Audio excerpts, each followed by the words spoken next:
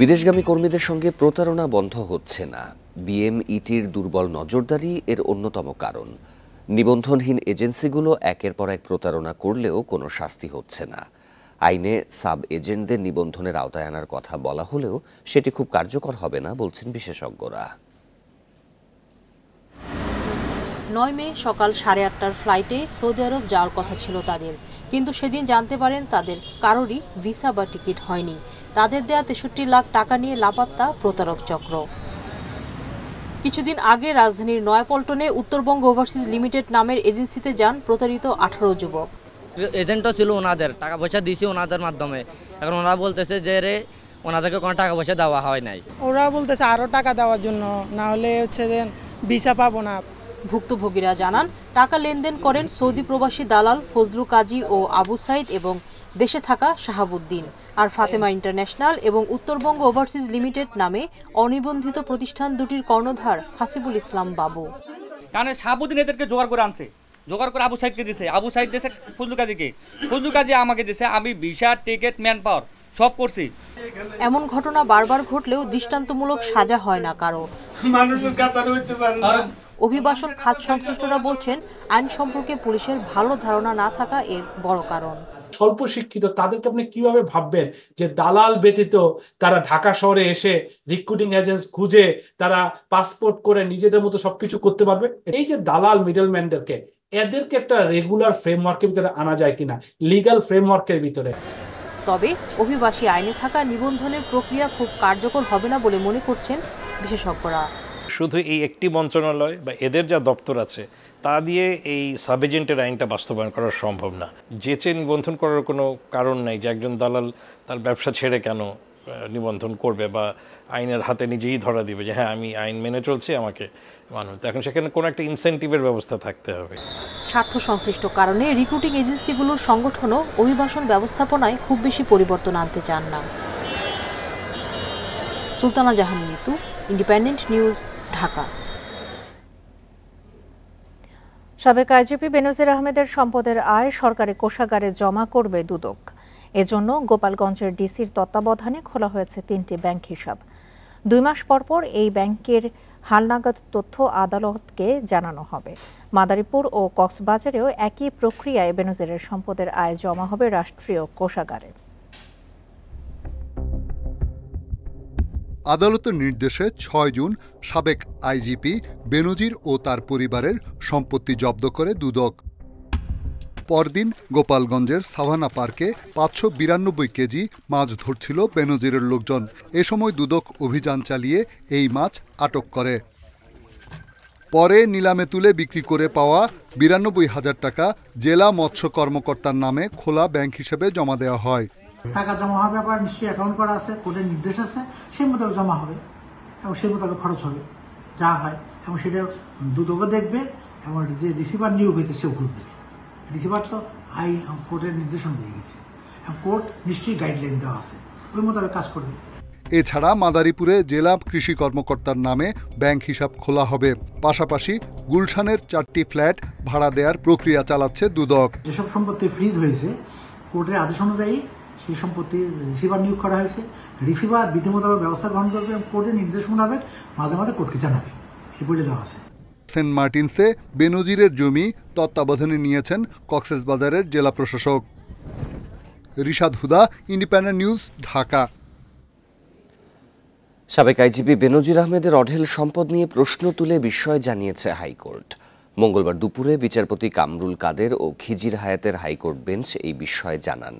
কিছু অসাধু কর্মকর্তা দেশকে পিছিয়ে দিচ্ছে বলেও এ সময় মন্তব্য করে আদালত। বিআইডব্লিউটিআর অনুমতি ছাড়া যশোরে ভৈরব, বেতনা সহ বিভিন্ন নদীর উপর সেতু নির্মাণ করছে স্থানীয় সরকার প্রকৌশল অধিদপ্তর। কিন্তু নৌযান চলাচলের জন্য নির্দিষ্ট উচ্চতায় সেতু নির্মাণ না করা সহ নানা অনিয়মের অভিযোগ উঠেছে। এ নিয়ে হাইকোর্ট ব্যাখ্যা চাইলেও তা দেননি সংশ্লিষ্ট কর্মকর্তারা। মঙ্গলবার এলজিইডির প্রধান প্রকৌশলী ও যশোরের নির্বাহী প্রকৌশলীকে তলব করেন বিচারপতি কামরুল কাদের ও খিজির হায়াতের বেঞ্চ। আগামী 6 মাসের মধ্যে সব অনিয়ম দূর করে নির্দিষ্ট উচ্চতা ও প্রস্থ মেনে সেতু নির্মাণের নির্দেশ দেয় আদালত।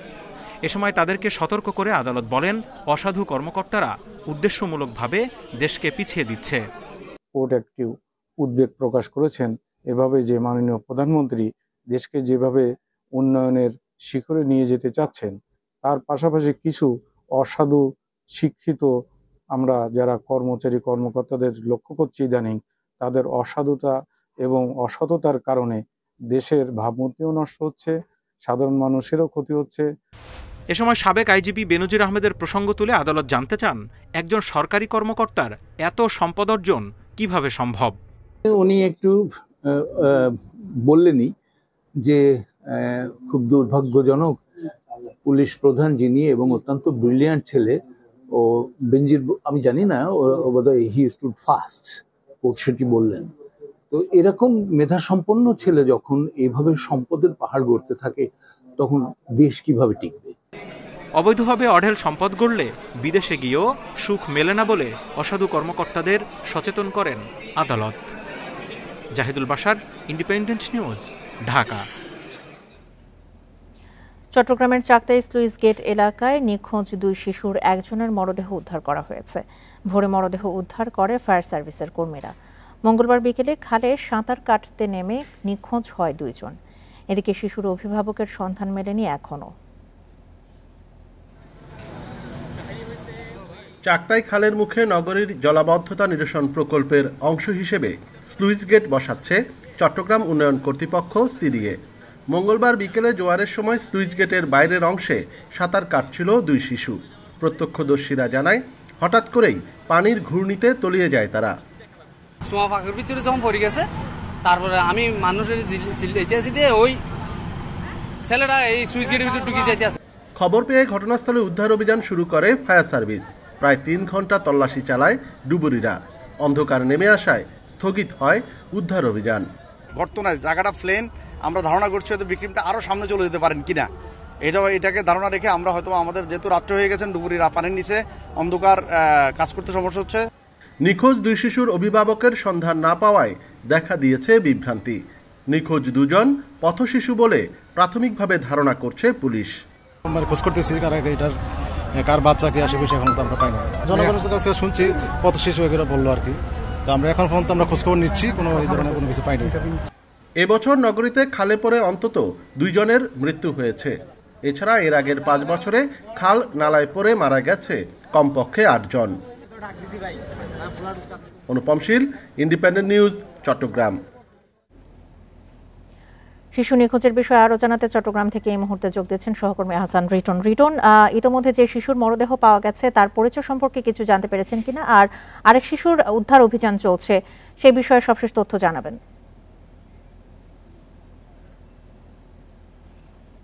দেখুন, গতকালকে ঘটনা ঘটার পর থেকে আসলে ফায়ার সার্ভিসের পক্ষ থেকে তাদের যে ডুবুরি দল ছিল, তারা আসলে এই যে রাজাখালী খাল দেখছেন আমার পাশে, এইখানেই তারা যে তাদের যে তল্লাশি সেটি শুরু করে এবং 3 ঘন্টা উদ্ধার অভিযান চালানোর পর তারা সন্ধ্যার পরে তাদের যে অভিযান সেটি থামিয়ে নেন এবং আজকে একেবারে ভোর থেকে তাদের যে অভিযান সেটি শুরু হয় এবং আজকে 5:35 এই যে রাজাখালী খাল, যেখানে 2 শিশু গতকালকে পড়ে অর্থাৎ সাঁতার কাটছিল বলে আমরা শুনেছিলাম, সেই খাল থেকে একজনের মরদেহ তারা উদ্ধার করেন। তাদের সঙ্গে কোস্টগার্ডও ছিল।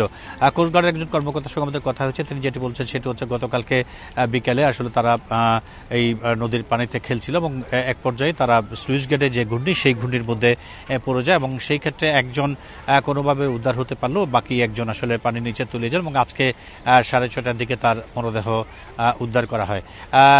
কিছুক্ষণ আগে এখান থেকে তার মরদেহটি পুলিশ নিয়ে গেছে। আমরা কোস্টগার্ডের যে কর্মকর্তা আছেন এবং পুলিশের যে কর্মকর্তা ছিলেন তাদের সাথে কথা বলেছি। তারা বলছেন যে আসলে এখনো পর্যন্ত যে শিশুটিকে পাওয়া গেছে তার কোনো হদিস, তার কোনো বিষয় জানাবেন। আশেপাশের কোনো থানায় কি শিশু নিখোঁজের কোনো তথ্য বা অভিযোগ পাওয়া গেছে কিনা, মামলা করা হয়েছে কিনা, এমন কি কোনো তথ্য পেয়েছেন?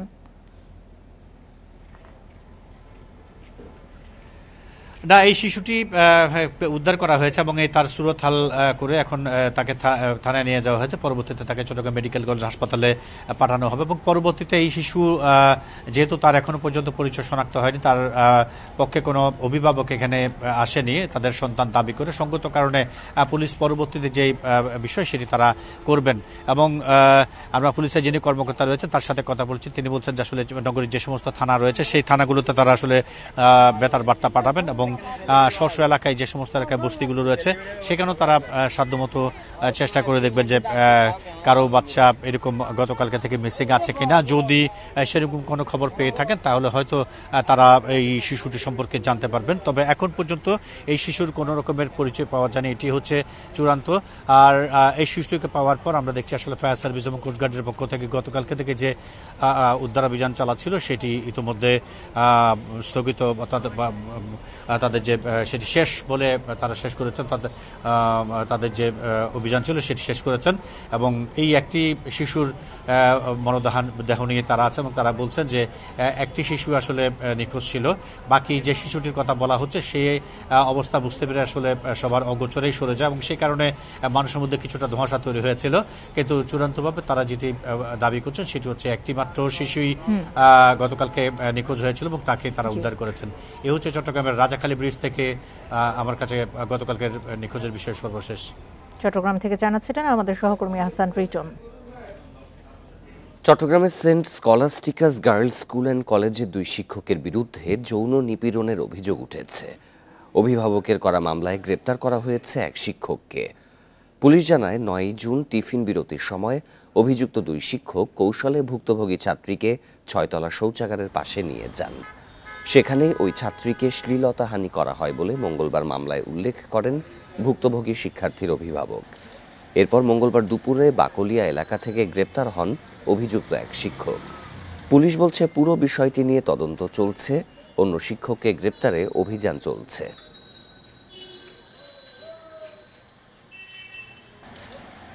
পঞ্চম শ্রেণীর এক ছাত্রী, তার মা একটি অভিযোগ দিয়েছে যে তার মেয়েকে 2 জন শিক্ষক উত্ত্যক্ত করিতেছে। তার অভিযোগের ভিত্তিতে আমরা নিয়মিত মামলা নিয়েছি এবং ইতিমধ্যে একজন শিক্ষক গ্রেপ্তার হয়েছে। আমরা তাকে বিজ্ঞ আদালতে প্রেরণ করব এবং এই ঘটনার তদন্ত অব্যাহত আছে।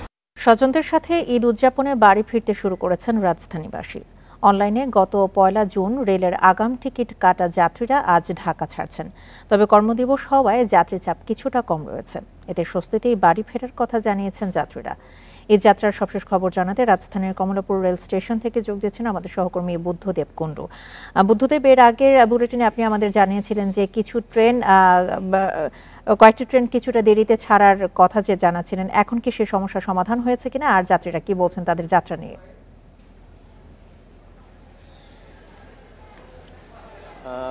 অগ্রিম যারা টিকিট কেটেছিল তাদের কিন্তু আজকে প্রথম তারা সেই টিকিটে বাড়ির উদ্দেশ্যে রওনা হয়েছেন। কিন্তু দেখাতে চাই যে প্রায় প্রত্যেকটা স্টেশনের যে কামরাগুলো রয়েছে, অর্থাৎ এখানে যে বসার নির্দিষ্ট জায়গা রয়েছে সেখানে কিন্তু মানুষের ভিড়। অর্থাৎ আগে যেমনটি বলছিলাম, প্রায় প্রত্যেকটা ট্রেনই কিন্তু 2 থেকে 2.5 ঘন্টা করে লেট। কোনোটা এখনো নির্দিষ্ট যে সময় ছিল সেই সময়ে স্টেশনে এসে পৌঁছায়নি। এখন একটি কথা যদি বলি, কমলাপুর স্টেশন থেকে 6:30-এ ছাড়ার কথা ছিল সিলেটগামী পারাবত এক্সপ্রেস, যেটা 8:33-এ ছেড়ে গেছে। 7:15 ছেড়ে যাওয়ার কথা কিশোরগঞ্জের 11 সিন্ধু। এখন পর্যন্ত প্রায় 2 ঘন্টার বেশি সময় হয়ে গেছে দেরি, কিন্তু এখন পর্যন্ত কিন্তু সেই কিশোরগঞ্জের 11 সিন্ধু প্রভাতীটা স্টেশনেই রয়েছে। এছাড়া মোহনগঞ্জগামী মহুয়া এক্সপ্রেস, যেটা 8:15-তে ছেড়ে যাওয়ার কথা ছিল, সেটাও কিন্তু এখনো স্টেশনেই আসেনি। এই একইভাবে প্রায় প্রতিটা ট্রেনই কিন্তু 1 থেকে 1.5 ঘন্টা 2 ঘন্টা করে দেরি করছে। রংপুর এক্সপ্রেস, যেটা 9টায় ছেড়ে যাওয়ার কথা, সেটা কিন্তু এখন পর্যন্ত স্টেশনে আসেনি এবং আমরা স্টেশনের কয়েকজন কর্মকর্তার সাথে কথা বলে যেমনটি জানতে পেরেছি, রংপুর এক্সপ্রেস প্রায় 2 থেকে 2.5 ঘন্টা বা তারও বেশি দেরিতে ছাড়বে বলে জানিয়েছেন এখানকার স্টেশনের কর্মকর্তারা। একটি জিনিস যে মানুষ আসলে স্বাচ্ছন্দ্যের জন্যই ট্রেন ভ্রমণটাকে বেছে নেয়, কিন্তু এখানে অনেক যাত্রী তারা ক্ষোভ জানিয়েছেন যে ট্রেনটা তারা স্বাচ্ছন্দ্যের জন্য বেছে নিলেও তাদের সেই স্বাচ্ছন্দ্য কিন্তু থাকছে না, কারণ প্রচণ্ড গরম বাইরে। আপনি জানেন, পরিবার পরিজন নিয়ে এখানে ছোট বাচ্চা আছে, কারো বয়স্ক বাবা মা আছে, তাদের কিন্তু একটি দুর্ভোগ তাদের পোহাতে হচ্ছে। অনেক বাচ্চা ঘেমে যাচ্ছে বা তাদেরকে পানি পিপাসা মেটানোর জন্য বাবা মাকে সবসময় তটস্থ থাকতে হচ্ছে। আর আরেকটি জিনিস, এই বিষয়টা নিয়ে স্টেশন মাস্টারের সাথে আমরা কথা বলেছিলাম, কিন্তু তিনি কিন্তু কোনো সদুত্তর দিতে পারেনি। একটি বিষয় তিনি বলছেন যে যেহেতু ট্রেনে যাত্রীর চাপ বেশি এবং আপনি জানেন যে 10 জোড়া স্পেশাল ট্রেনও ঈদ উপলক্ষে দেওয়া হয়েছে, নানা সংকটের কথা জানিয়ে তিনি বলছেন যে তারা চেষ্টা করছেন কিভাবে আরো ভালো এখানে সার্ভিস দেয়া যায়। কমলাপুর রেল স্টেশন থেকে ঈদ যাত্রা নিয়ে জানাচ্ছিলেন আমাদের সহকর্মী বুদ্ধদেব কুণ্ডু। প্রতিবছর ঈদযাত্রা বাড়তি যানবাহনের চাপে সাভারের নবীনগর চন্দ্রা মহাসড়কে যানজটে ভোগান্তি সইতে হয় যাত্রীদের। এবার এই অংশে যান চলাচল নির্বিঘ্ন করতে নানা পরিকল্পনা ও উদ্যোগ নিয়েছে পুলিশ ও সড়ক বিভাগ। উত্তরবঙ্গগামী লেনে এলিভেটেড এক্সপ্রেসওয়ে নির্মাণ চলমান থাকায় যানজটের আশঙ্কাও রয়েছে। সাভারের নবীনগর চন্দ্রা মহাসড়কের সম্ভার ফিলিং স্টেশন থেকে বলিভদ্র পর্যন্ত উত্তরবঙ্গগামী লেনে চলছে এলিভেটেড এক্সপ্রেসওয়ের নির্মাণ কাজ। এতে মূল সড়ক সরু হয়ে ব্যাহত হচ্ছে যান চলাচল। গেল ঈদে এই পথে যানজটের শঙ্কা তৈরি হলেও পুলিশ সহ সংশ্লিষ্টদের কঠোর পদক্ষেপে তা ছিল সহনীয়। এবারও তেমন উদ্যোগ নেওয়ার দাবি চালক যাত্রীদের। যেখানে আমার 8 ঘন্টা 10 ঘন্টা লাগে, সেখানে মোটামুটি 4 ঘন্টা 5 ঘন্টার মধ্যে চলে গেছি গতবার। ভোগান্তি ছাড়া মানুষ আবার সঠিকভাবে বাড়ি যেতে পারে এবং সুশৃঙ্খলভাবে সৃষ্টি হয়, সেটা প্রশাসনের প্রতি আমাদের অনুরোধ রইল। সড়ক বিভাগ বলছে ঈদযাত্রা নির্বিঘ্ন করতে প্রয়োজনীয় সংস্কার এরই মধ্যে শেষ হয়েছে। সড়ক ও জনপথ অধিদপ্তরের যে সড়কগুলো রয়েছে আমরা সেখানে পটস মেরামত, রিপেয়ার সহ যে কাজগুলো দরকার সেগুলো আমরা ইতিমধ্যে সম্পাদন করে ফেলেছি। মানুষজন নিরাপদে নির্বিঘ্নে বাড়ি যাতায়াত করতে পারবে। সরু রাস্তায় অতিরিক্ত যানবাহনের চাপে সৃষ্টি হয় যানজট। তবে রাস্তায় শৃঙ্খলা রাখতে মাঠে থাকবে ১৫০০ পুলিশ সদস্য। যানজট বা ভোগান্তির কোনো আশঙ্কা না থাকে সেই লক্ষ্যে ঢাকা জেলা পুলিশ কাজ করছে। কর্মপরিকল্পনা অন্যান্যবারের মতোই থাকবে এবং আমরা আগের চেয়ে আরও কিভাবে ভালো করা যায় সেই লক্ষ্যে কাজ করছি। রাজধানী থেকে নবীনগর চন্দ্রা মহাসড়ক দিয়ে উত্তরাঞ্চলের 20 জেলার কয়েক লাখ মানুষ ফেরেন বাড়িতে। Independent news. এ বিষয়ে আরও জানাতে আবার সাভার থেকে যোগ দিচ্ছেন সহকর্মী রুবেল আহমেদ।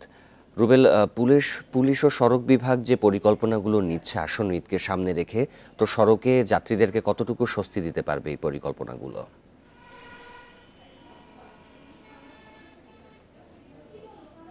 দেখুন, আমরা প্রতিবেদনটিতে যেমনটি বলছিলাম যে নবীনগর চন্দ্রা মহাসড়কের সম্ভার ফিলিং স্টেশন থেকে বলিভদ্র পর্যন্ত প্রায় 1.5 কিলোমিটার অংশে উত্তরবঙ্গগামী লেনে ঢাকা আশুলিয়া এলিভেটেড এক্সপ্রেসওয়ের নির্মাণ কাজ চলছে। আমরা এর আগে সকাল 7টা এবং 8টার সংবাদে যেমনটি দেখিয়েছিলাম যে অংশে উত্তরবঙ্গগামী লেনে কাজ চলছে, সেখানে কিন্তু শিল্পাঞ্চলের পোশাক কারখানাগুলো সকালে যখন কর্মচাঞ্চল্যতা ফিরে আসে তখন কিন্তু শ্রমিকরা যখন কর্মস্থলে যোগ দেওয়ার জন্য নেমে এসেছিল তখন কিন্তু আমরা উত্তরবঙ্গগামী লেনে কিন্তু তীব্র যানবাহনের চাপ এবং যানজট দেখতে পেয়েছিলাম। এবং সেটি সকাল 8:30টার পরে যখন শিল্পাঞ্চলের পোশাক শ্রমিকদের সড়কের চাপ কমে এসেছে তখন কিন্তু আমরা এই অংশে যানবাহন চলাচল অনেকটা স্বাভাবিক দেখতে পাচ্ছি।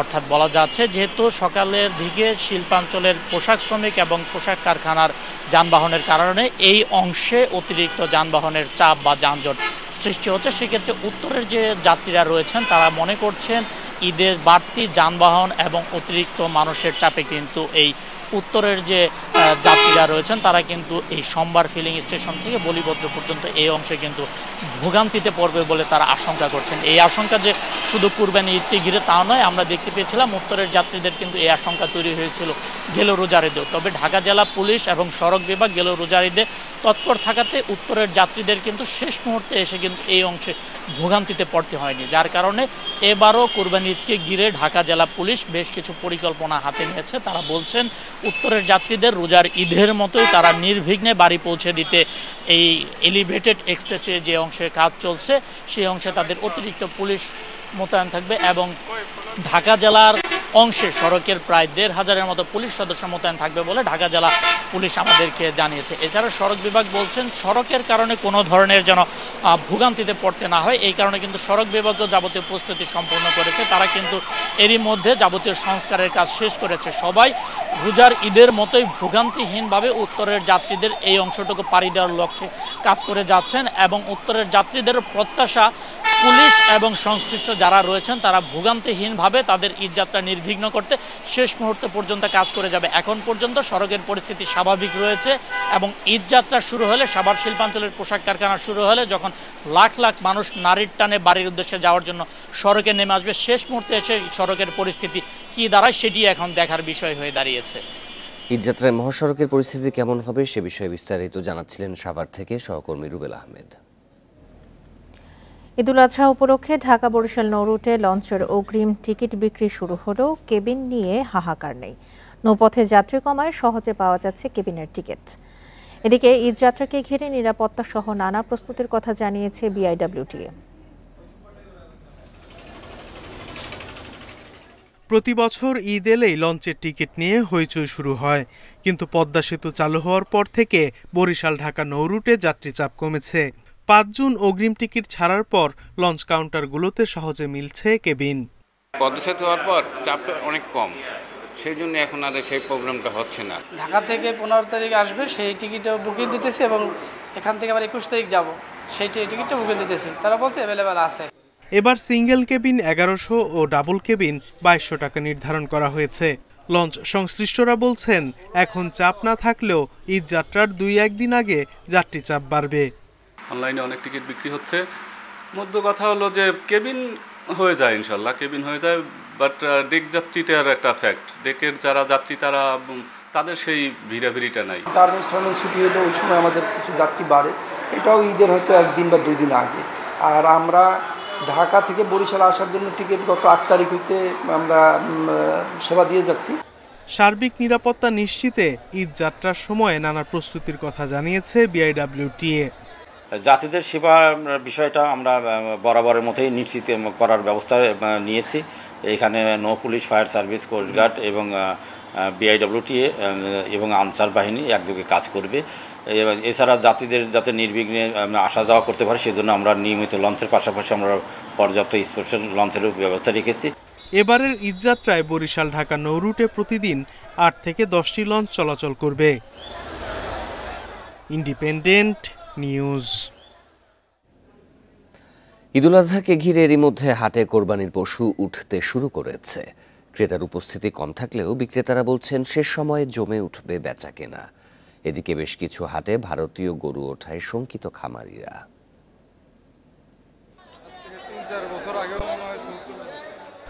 কয়েকদিন পরই পবিত্র ঈদুল আজহা, এরই মধ্যে বগুড়ার বিভিন্ন হাটে আসতে শুরু করেছে কোরবানির পশু।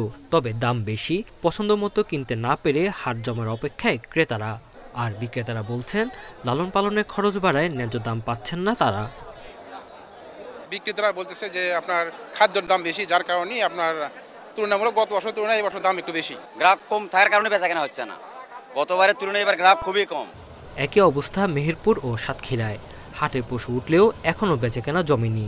দাম নিয়ে সন্তুষ্ট নন ক্রেতা বিক্রেতা কেউই। গরু হাটে হাবও নেই, দেখেন সব ফাঁকা মাঠ পড়ে দিয়েছে, গরু বিক্রা নেই। গরুর অত্যাধিক দাম, ৩০-৩২ হাজার টাকা মন না হয়ে ২৪-২৫ হাজার টাকা মন হলে ভালো হতো এটা। এদিকে জয়পুরহাটের সীমান্তবর্তী হাটগুলোতে ভারতীয় গরু বিক্রি হচ্ছে। প্রশাসন বিষয়টি এড়িয়ে গেলেও বিক্রেতারা তা স্বীকার করেছেন। পুরাট বাজার থেকে কিনলাম ভাই, ৫,৯০,০০০ টাকা জোড়া ইন্ডিয়ান হরিয়ান গরু ভাই। হাট পরিস্থিতি বুঝে কোরবানি পশু বিক্রির পরামর্শ দিয়েছে প্রাণী সম্পদ বিভাগ। স্বাস্থ্য পরীক্ষা, কোনো কেউ যদি গাভী কেনে সেক্ষেত্রে তার গর্ভ পরীক্ষা, এটা করার জন্য প্রত্যেকটা হাটে কিন্তু আমাদের তদারকি ভেটেরিনারি মেডিকেল টিম রয়েছে, তারা কাজ করছে। ইজারাদারকে আমরা তাদেরকে সহযোগিতা করতে বলেছি। সীমান্ত দিয়ে গরু প্রবেশ ঠেকাতে ব্যবস্থা নেওয়ার দাবি জানিয়েছেন খামারিরা। Tanzil Hasnat, independent news. ঈদুল আজহাকে সামনে রেখে বুনো পরিবেশে বেড়ে ওঠা পাহাড়ি গরু খ্যাত গয়াল বাজারজাতকরণের উদ্যোগ নিয়েছে খাগড়াছড়ির এক খামারি। বিলুপ্ত এই প্রাণীটি বর্তমানে বিভিন্ন খামারে পালন করা হচ্ছে। মাংস সুস্বাদু হওয়ায় কোরবানির পশু হিসেবে গয়াল জনপ্রিয় হয়ে উঠছে বলে জানিয়েছে প্রাণী সম্পদ বিভাগ। গয়াল নামের এই প্রাণীগুলো কয়েক দশক আগেও পার্বত্য চট্টগ্রামের গহীন বনাঞ্চলে ঘুরে বেড়াতো। তবে 2015 সাল নাগাদ পাহাড়ি গয়াল বিলুপ্ত হয়ে যায়। এর আগেই প্রাণীটি খামারে পালন শুরু করেন বৃহত্তর চট্টগ্রাম অঞ্চলের কয়েকজন উদ্যোক্তা। খাগড়াছড়ির মানিকছড়ির খামারি মাইনুদ্দিন চট্টগ্রামের রাঙ্গুনিয়া থেকে 10টি গয়াল এনে পালন শুরু করেন। এরই মধ্যে 4টি বিক্রি করেছেন। আগামীতে খামারের পরিধি বাড়ানোর পরিকল্পনা তার। প্রথমে 10টা গয়াল দিয়ে আমি শুরু করি। তো এই গয়ালের একটা সুবিধা হলো যে এটাকে আপনার যে হাট বাজারের যে বাড়তি যে খাবারগুলি এগুলো খাওয়াইতে হয় না। যে আমি পার্বত্য অঞ্চলে যেহেতু এটা একদম সুন্দর পরিবেশ, পাহাড়ে এই গয়াল চাষের একটা উপযোগী জায়গা, এখানে এটাকে আমরা সম্প্রসারণ করবো। আম গাছের নিচে যেগুলো ঘাস হয় ওইগুলো দিয়ে মূলত আমরা এগুলো খাওয়া দাওয়া এগুলো আর বাড়তি আমাদের কোনো হয় না, শুধু ন্যাচারাল খাবারগুলো আমরা খাওয়াই আর কি।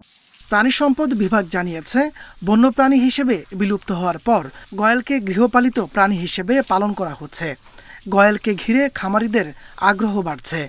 গয়ালকে আসলে গরুর মতো যত্ন করতে হয় না, এটা অনেক সহজভাবে এটাকে যত্ন করা যায়, লালন পালন করা যায় এবং এটার পিছনে আসলে লালন পালনের খরচ গরুর মতো অনেকটা কম, সেটা অনেক। এবং এই গয়াল আসলে খাগড়াছড়ি জেলাতেও একটা সম্ভাবনা রয়েছে। আমরা যদি এই গয়ালকে এখানে লালন পালন করে আশা করি ভবিষ্যতে এটা ছড়িয়ে পড়বে। সবুজ ঘাস সহ প্রাকৃতিক ও দানাদার খাবার খাইয়ে গয়াল লালন পালন করা হয়। Independent news.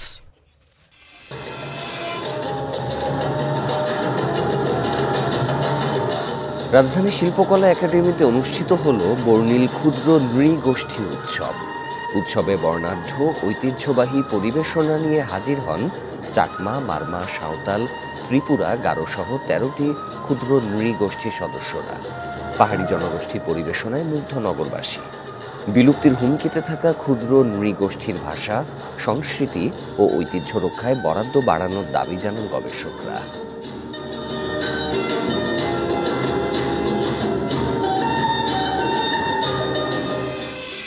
প্রতিবেদনটি থাকছে সংবাদের শেষ অংশে। এসএসসিতে ফেল করা 1272 জন শিক্ষার্থী পুনঃনিরীক্ষণের আবেদন করে পাশ করেছে। একইভাবে আবেদন করে নতুন করে জিপিএ 5 পেয়েছে 2034 জন, আর 9662 জনের ফলে পরিবর্তন হয়েছে। শিক্ষা বোর্ড বলছে, ফলাফল ভুল হওয়ার সাথে যারা জড়িত তাদের বিরুদ্ধে কঠোর ব্যবস্থা নেওয়া হবে। গত 12 মে এসএসসি ও সমমানের পরীক্ষার ফল প্রকাশ করা হয়। এতে 20,24,192 জনের মধ্যে পাশ করে 16,72,153 জন, আর জিপিএ 5 পেয়েছে 1,82,129 জন শিক্ষার্থী। এরপর বিপুল সংখ্যক শিক্ষার্থী ফল পুনঃনিরীক্ষণের জন্য আবেদন করে। মঙ্গলবার প্রকাশিত ফলে দেখা যায়, ঢাকা বোর্ডে ফেল থেকে পাশ করেছে 127 জন, আর নতুন জিপিএ 5 পেয়েছে 344 জন। চট্টগ্রাম বোর্ডে পাশ করেছে 102 জন, রাজশাহী বোর্ডে নতুন জিপিএ 5 পেয়েছে 243 জন, আর ফেল থেকে পাশ করেছে 34 জন। কুমিল্লা বোর্ডে ফেল থেকে পাশ করে 204 জন, আর জিপিএ 5 পেয়েছে 77 জন। যশোর বোর্ডে নতুন জিপিএ 5 115 জন।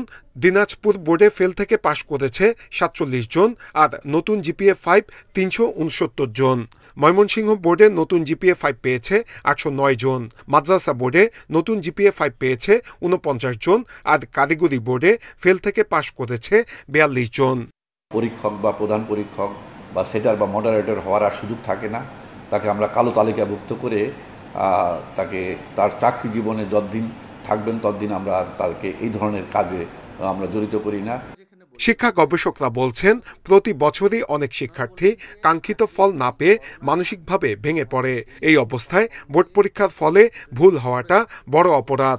মূল্যায়নের ক্ষেত্রে আমাদের যে চেক অ্যান্ড ব্যালেন্স করা, অর্থাৎ এটাকে মনিটর করা, পরিবীক্ষণ করা, এই পরিবীক্ষণের জায়গায় কোথাও না কোথাও গলদ হচ্ছে, যে গলদের কারণে আমাদের এত বড় সংখ্যক শিক্ষার্থী রেজাল্টের হেরফের হচ্ছে।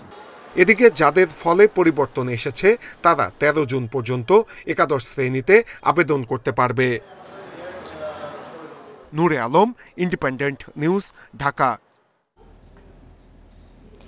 চট্টগ্রাম নগরের সড়কে দাপিয়ে বেড়াচ্ছে নিষিদ্ধ ঘোষিত কয়েক হাজার ব্যাটারি চালিত রিকশা।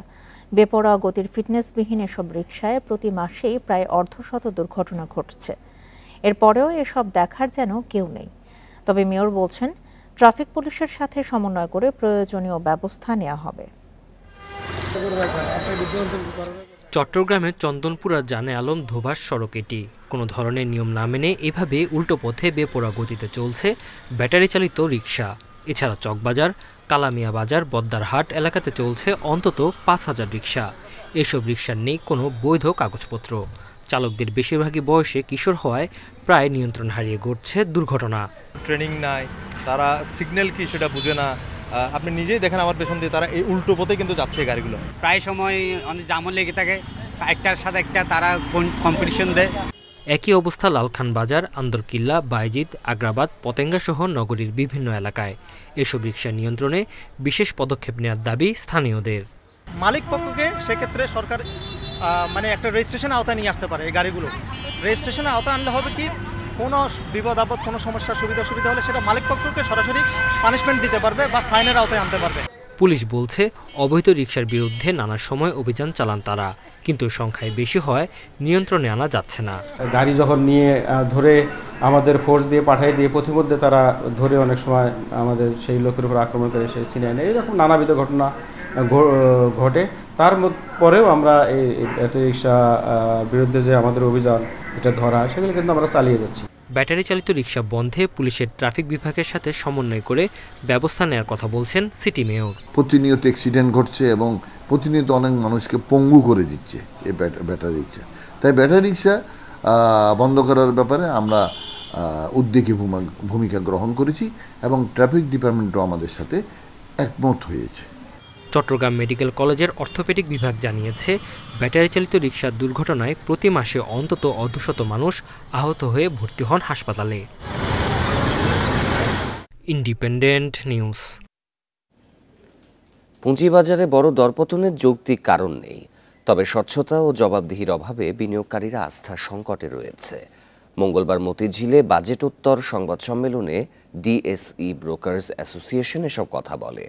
এ সময় মূলধনী আয় করারোপে আরও ১ বছর সময় চায় সংগঠনটি।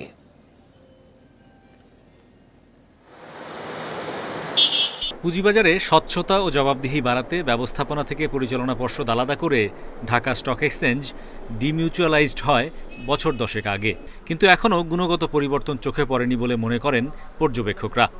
আস্থা না থাকায় বারবার পুঁজি হারিয়ে বাজার ছাড়ছেন সাধারণ বিনিয়োগকারীরা। বাজেটোত্তর সংবাদ সম্মেলনে নতুন বিও হিসাবে 3 বছর করমুক্ত সুবিধা দেওয়ার দাবি করে ডিএসই ব্রোকার্স অ্যাসোসিয়েশন, যেখানে বিনিয়োগ সীমা থাকবে 10 লাখ টাকা পর্যন্ত। সেকেন্ডারি মার্কেটের কথা যদি বলি, সেকেন্ডারি মার্কেট অন্যতম প্রধান কারণ হচ্ছে আমরা ট্রান্সপারেন্সিটা এনশিওর করতে পারছি না, এবং ট্রান্সপারেন্সি এনশিওর না করাই হচ্ছে বিনিয়োগকারী ক্ষতিগ্রস্ত হবে, এবং বিনিয়োগকারী ক্ষতিগ্রস্ত হলে কোনোদিনই আমরা এই মার্কেটকে সামনে এগিয়ে নিয়ে যেতে পারবো না। সংগঠনটি জানায়, অংশীজনদের সঙ্গে আলোচনা ছাড়াই মূলধনী আয়ে করারোপ করায় পুঁজিবাজারে নেতিবাচক প্রভাব পড়েছে। সেই সঙ্গে তালিকাভুক্ত প্রতিষ্ঠানের সঙ্গে অন্যদের কর্পোরেট কর হারের ব্যবধানও বাড়ানোর তাগিদ তাদের। বাজেটে এই স্টেট ওন এন্টারপ্রাইজের লিস্টিং এর ব্যাপারে একটা দিক নির্দেশনা থাকবে, একটা রোড ম্যাপ থাকবে, যে আগামী 6 মাস, 9 মাস, 1 বছরের মধ্যে আমরা কয়টা শেয়ার পাবো। এটা যদি বলা হতো তাহলে আমাদের জন্য যেটা সুবিধা হতো, যে আমরা বিনিয়োগকারী ধরে রাখতে পারতাম দেশি এবং বিদেশি, যে বাজারে ভালো শেয়ার আসছে। সংবাদ সম্মেলনে শেয়ার বেচাকেনায় কর হার অর্ধেক করা, কর্পোরেট আয়করকে ব্রোকারেজের জন্য চূড়ান্ত কর হিসেবে বিবেচনার দাবিও তুলে ধরা হয়।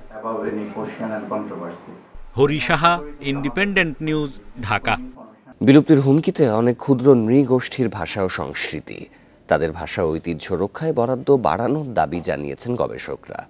এই লক্ষ্যে কার্যকর উদ্যোগ নেওয়া হচ্ছে বলে জানিয়েছেন শিল্পকলা একাডেমির মহাপরিচালক লিয়াকত আলী লাকি। পাহাড়ে বসবাসরত জনগোষ্ঠীর নিত্যদিনের জীবনাচার, সুখ দুঃখ, আনন্দ বেদনা প্রকাশের মাধ্যম এবং উৎসব উদযাপনের ধরন এই ভূখণ্ডের সাংস্কৃতিক ঐতিহ্যে ভিন্ন মাত্রা আনে। সেই বৈচিত্র্যের স্বাদ এবার মিলল রাজধানীতে। শিল্পকলা একাডেমিতে ক্ষুদ্র নৃগোষ্ঠীর বর্ণাঢ্য ঐতিহ্যবাহী পরিবেশনা মুগ্ধ করে নগরবাসীকে। আজকের এই ক্ষুদ্র নৃগোষ্ঠী উৎসবে এসে আমার খুবই ভালো লাগছে। এখানে এসে আমি চাকমা, গারো, সাঁওতাল ইত্যাদি আরও অনেক ক্ষুদ্র নৃগোষ্ঠী আছে, তাদের সম্পর্কে জানতে পারছি। ঢাকায় এই এত বড় ক্ষুদ্র নৃগোষ্ঠীতে আমাদের জন্য এত বড় প্রোগ্রাম করা হয়েছে যে এটা আমাদের জন্য খুবই গুরুত্বপূর্ণ। আমাদের ক্ষুদ্র নৃগোষ্ঠীদের অনেক ঐতিহ্য দিন দিন হারিয়ে যাচ্ছে, এই অনুষ্ঠানে আসার মাধ্যমে আমরা সবার সামনে সেটি তুলে ধরতে পারছি। এই অনুষ্ঠানের মাধ্যমে অন্যদেরকে আমরা জানাতে পারবো যে আমাদের বাংলাদেশের পাঙ্ক সম্প্রদায় আছে। চাকমা, মারমা, সাঁওতাল, ত্রিপুরা, গারো সহ 13টি ক্ষুদ্র নৃগোষ্ঠীর উৎসব উদ্বোধন করেন শিল্পকলা একাডেমির মহাপরিচালক লিয়াকত আলী লাকি। তাদের ভাষা ঐতিহ্য রক্ষায় আরও কার্যকরী উদ্যোগ নেওয়ার তাগিদ দেন গবেষকরা। এই জাতিগুলোকে তাদের ভাষা সংস্কৃতিকে স্বীকৃতি না দেই এবং উদযাপন না করি তাহলে কি হয়, এই ভাষাগুলো হারিয়ে যায়। তো মানুষের পরিচয় তার সংস্কৃতি নিয়ে। তো আমি মনে করি আমাদের এই সংস্কৃতির জন্য, সুন্দরের জন্য আমাদের অনেক বেশি বরাদ্দ থাকা উচিত। তাদের ভাষায় কিন্তু পড়াশোনা করা একটা সিদ্ধান্ত রয়েছে সরকারের, এবং যে ভাষাগুলি একটু সংকটে পড়বে সেগুলো নিয়ে কিন্তু স্ব সম্প্রদায়কে নির্দেশনা সহযোগিতা করা হচ্ছে যাতে কোনোভাবে কোনো ভাষা হারিয়ে না যায়। মঙ্গলবার সন্ধ্যায় বিভিন্ন ক্ষুদ্র নৃগোষ্ঠীর সদস্যদের বৈচিত্র্যময় সাংস্কৃতিক পরিবেশনা উপভোগ করেন দর্শকরা। Jahanara Parvin, independent news, Dhaka. এই ছিল বিরতিহীন সংবাদে। এছাড়া ইন্ডিপেন্ডেন্ট টেলিভিশনের সব খবর আরও বিস্তারিত জানতে চোখ রাখুন ফেসবুক, ইউটিউব এবং এক্সে। ধন্যবাদ সবাইকে। আমন্ত্রণ পরের আয়োজনে।